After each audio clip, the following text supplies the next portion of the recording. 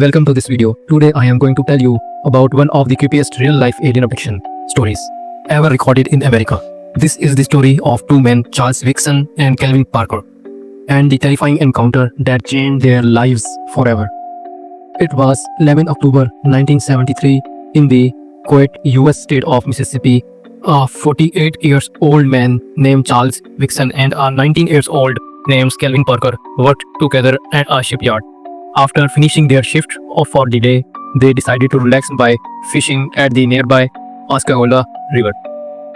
As the sun set, the two of them cast their lines into the calm river, enjoying the peaceful evening.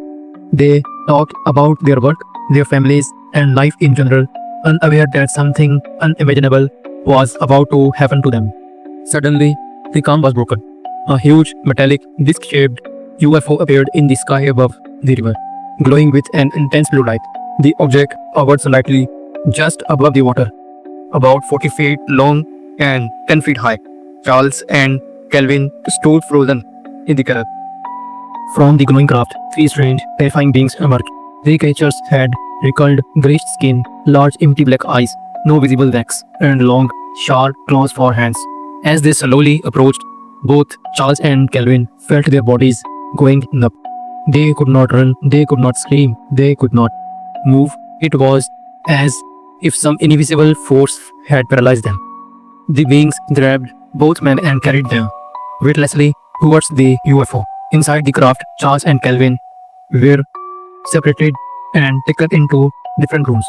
The rooms were filled with a harsh white light, and the walls seemed to glow without any visible lamps or bulbs.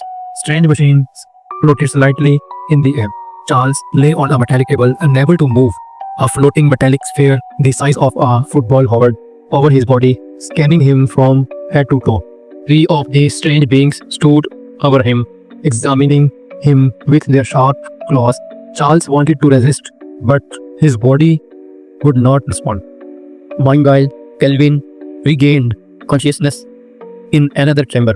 He found himself lying on a cold metallic table under bright white light. Standing beside him was a figure slightly different from the other, a female alien. She was a bit more human-like, but with the same large, cold, empty eyes. She spoke to Kelvin telepathically, telling him not to be afraid, that no harm would come to him. But Kelvin was terrified.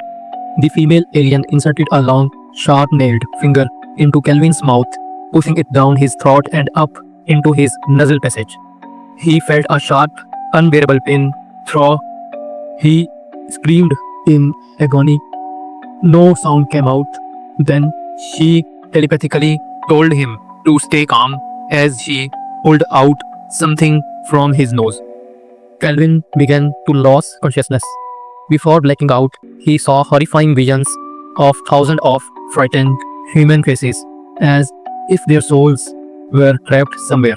The last thing he remembered was the female alien's enormous, empty eyes staring into his. Meanwhile, Charles was blinded by a blinding white light. His whole body felt paralyzed, but his mind remained awake. He desperately wished this was a nightmare, but it was horrifyingly real. Both men later reported that it felt as if the spaceship itself was alive, as thought it was controlling them. The walls pulsed softly like living skin, and then everything went dark. Then Charles and Kelvin opened their eyes. They found themselves back at the riverbank. The UFO was gone. To their shock, only about 20 minutes had passed. The men immediately drove to the local police station and reported everything they had experienced. The officers were skeptical at first, but they could hear the genuine fear in the men's voices. To test whether they were lying, the police left them alone in a room and secretly recorded their conversation. They wanted to see if the men would admit to making their story up. But instead, the tape revealed both men still terrified, speaking privately about the incident just as they had told the officers. It was clear they believed every word they were saying. Soon after, other locals came forward. Several people claimed to have seen a strange glowing object in the sky over the Pascagoula River that one night. Their testimonies matched Charles and Calvin's account. Charles and Calvin were later given lie detector tests. They passed every single one. Both men consistently stuck to their story for the rest of their lives. Some skeptics later suggested it might have been a case of hypnagogic hallucinations, with dream-like experiences that occur between wakefulness and sleep.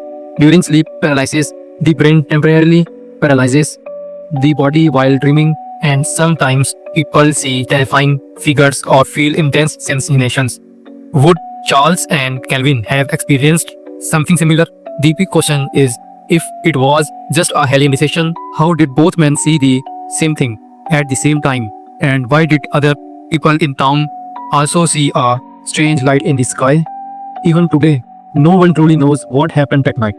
Whatever the truth may be, Charles and Calvin's story remains one of the most chilling, famous alien abduction cases ever recorded. And it reminds us that sometimes the scariest mysteries are the ones we can't explain.